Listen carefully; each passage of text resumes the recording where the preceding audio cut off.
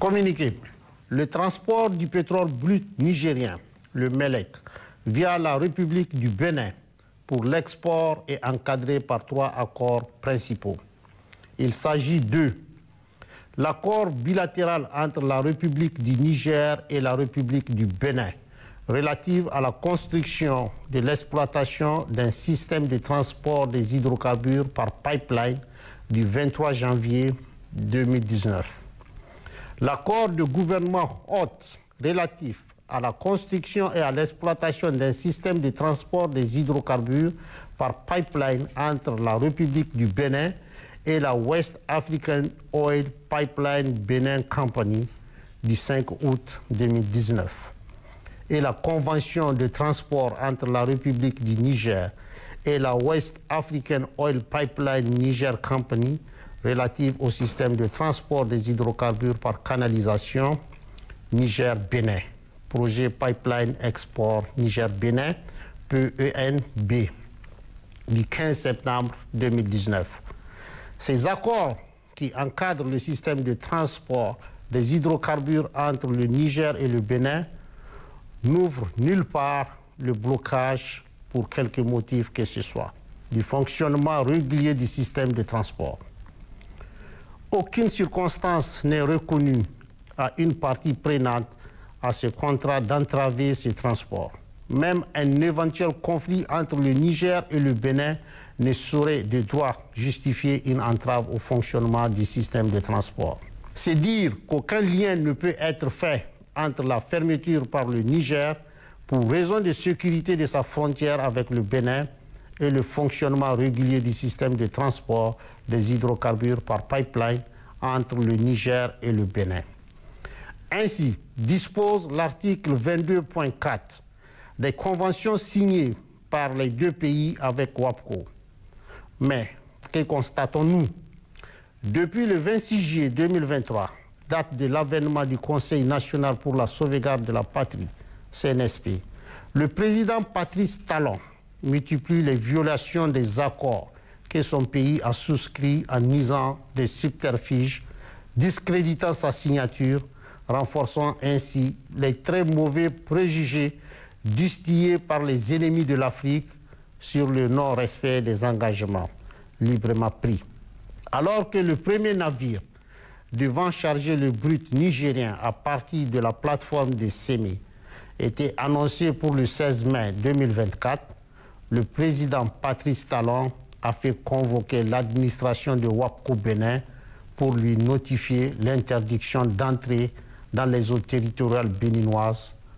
La suite de cet épisode malheureux est connue de tous. Sur proposition de la partie chinoise, acceptée par les autorités nigériennes, le ministre béninois de l'énergie, de l'eau et des mines était à Niamey le 27 mai dans le cadre de la 3e réunion du comité inter-État de pilotage du système de transport par pipeline, conformément à l'article 10.4 de l'accord du gouvernement hôte. En marge de cette réunion, le ministre béninois a dit être porteur d'un message du président Patrice Talon au chef de l'État, sous le prétexte que le président du CNSP, chef de l'État, le général de brigade Abdraman Tchani, n'a pas accordé une audience aux 10 ministres. Ce sont les inspecteurs nigériens, basés sur la plateforme de chargement des navires que la police béninoise a chassés de leur poste de supervision et de contrôle. Pire, le mercredi 5 juin 2024, c'est une équipe de WAPCO Niger en mission officielle de supervision et de contrôle des chargements sur demande expresse et insistante de la CNPC qui est kidnappée par les autorités béninoises sur la plateforme de Sémé, au mépris notamment des dispositions de l'article 29.6 de l'accord du gouvernement hôte. Il s'agit de Madame Aminou Adiza Ibra, directrice générale adjointe de WAPCO Niger. Monsieur Ismaël Sissé Ibrahim, inspecteur pétrolier. Monsieur Mousbahou Dankane, inspecteur pétrolier. Monsieur Seydou Haruna Oumarou, ingénieur pétrolier, cadre de WAPCO Niger. M. Abdelrazak Jibou, ingénieur pétrolier, cadre de WAPCO Niger.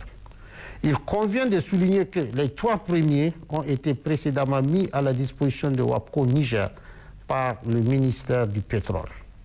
Toutes ces personnes kidnappées et gardées en otage ont pourtant pris un vol régulier en accomplissant toutes les formalités aéroportières au départ de Niamey comme à l'arrivée à l'aéroport international Cardinal Bernardin Gantin de Cotonou.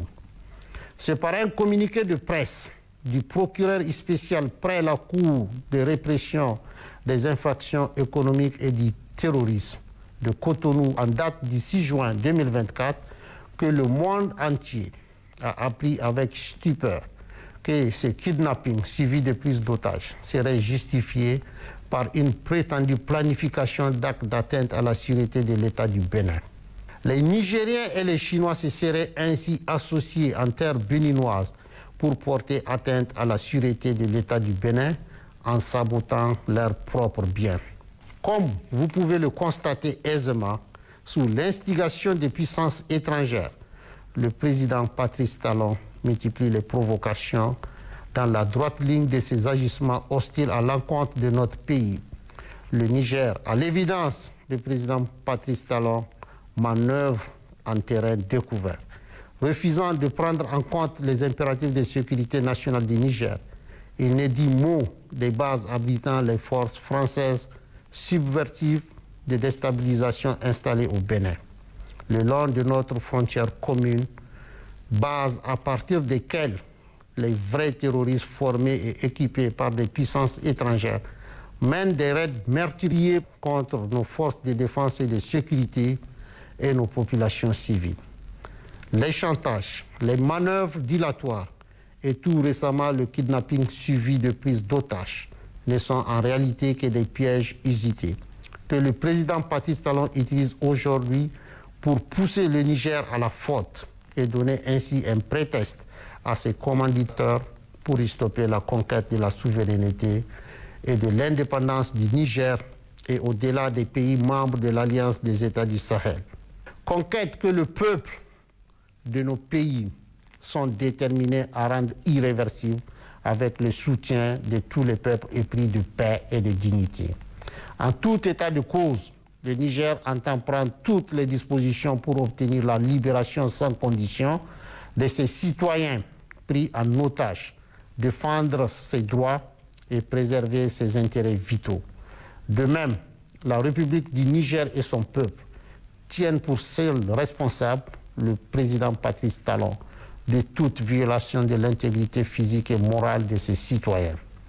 Enfin, il revient à la République populaire de Chine, partenaire stratégique dans l'exploitation du pétrole nigérien, de prendre ses responsabilités en s'engageant clairement dans le respect de toutes les clauses contractuelles.